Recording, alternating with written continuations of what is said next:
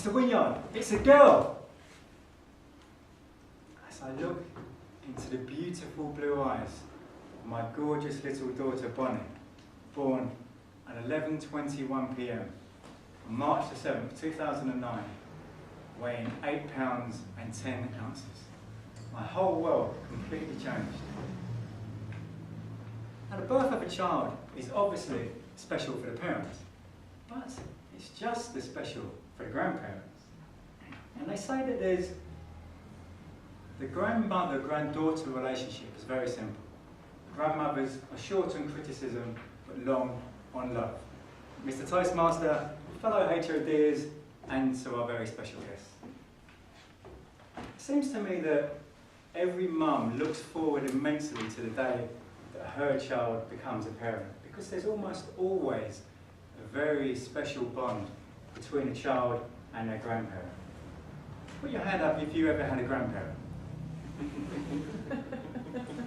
No, I think my mum had just about given up hope of ever becoming a grandma because of my globe-trotting ways, and I never really did settle down. So the shock that she must have felt when she discovered that I was going to be a dad at the age of 45 was probably the equivalent of finding out Lady Gaga isn't an alien. However, it must have been quite difficult for my mum that day in the hospital, because 11 years earlier she had lost her eyesight due to a combination of glaucoma and macular degeneration. And so she went completely blind and wasn't able to see anything. So that day in the hospital, with everyone exclaiming what a beautiful baby Bonnie was, she wasn't able to see her own grandchild. If I could ask you all, if you can all please close your eyes, just until I ask you to open them again. So just, if you close your eyes. Now imagine making your dinner with your eyes closed. Or doing everyday things such as using the toilet, maybe. Now think of your loved ones. If you could never see them again, your children, your spouse, your kids, your neighbour. You could hear them but never see them again. Going through the rest of your life with your eyes permanently closed, never being able to see anyone or anything ever again. If you could open your eyes, please. My mum hasn't had the easiest of lives. She was married twice and had 2 other long relationships. And of those 4 men in her life, 3 of them beat her physically. One of them when she was blind. But my mum has a strong character, and to give you an example, in her 50s she travelled around the world on her own for 4 months. In 2004 she was diagnosed with breast cancer, and she had to undergo aggressive chemotherapy. And there were numerous horrendous side effects, and it went on for a very long time. And eventually the cancer went. Or so we thought, because in 2008 it returned. And this time she had a double mastectomy, and this time we were pretty sure the cancer had gone.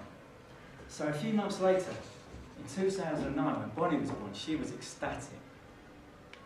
Fortunately, she didn't get to spend much time with her granddaughter, because when myself and Bonnie's mother split up, I had to go to court 4 times in order to get access to see my own daughter, which meant my mum didn't get much time to spend with her granddaughter. However, when they were together, they had a lot of fun. And the fact that my mum was always wearing dark glasses was a never-ending source of intrigue to Bonnie. And I'm sure Bonnie thought at times, Grandma must be one of the X-Men. In April 2013, her brother Mick passed away from prostate cancer. And 3 days later, she was told that her breast cancer had returned. But this time it was in her lungs. And this time it was spreading and was terminal. The hospital told her she had to undergo chemotherapy or radiotherapy. And a couple of days later we were having a discussion, and I said, look Mum, I can understand why you don't want to go through the chemotherapy again, but there's other treatment you can have. Tony, I'm tired of the pain from the cancer. I'm tired of not being able to see anything. I'm tired that I can't see my only granddaughter. I don't want any treatment. I've had enough. Now, my whole life, my mum had always been really strong, so this was like a real shock. Over the last few months, she's become more and more frail, and she now has to use a Zimmer frame to walk around. And a couple of months ago, her eyes started to become really itchy, and gradually they were becoming more and more sore. Until on Thursday, May the 22nd, she went to see an optician. And the optician underwent a few tests, and he looked at her and said, "Mrs. Halsey, Mrs. Halsey, your eyesight has returned. After 16 years of blindness." You heard me correctly, she could see again. It was amazing. Now, for a couple of days beforehand, she'd had a little bit of vision, but she was convinced it was an illusion. She was sure her mind was playing tricks on her. So when the optician said, "Mrs. Halsey, your vision is normal," words are undescribable, the feeling that she must have felt. Now, the week after that, I had contact with my daughter again. And as soon as I picked Bonnie up, we went straight to Grandma's house. And as we walked in, the look when my mum saw her, incredible. Now, in the remaining days of my mum's life, she can see out to her days. She can literally see out to her remaining days. Now, we all go through life and people often tell us not to believe in your dreams. People don't believe in their dreams, but I've now seen that miracles can really come true. And I will never forget the look on my mum's face the day she saw Bonnie for the first time.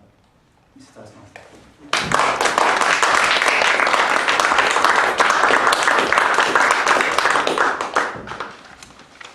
Sometimes even I don't know what to say.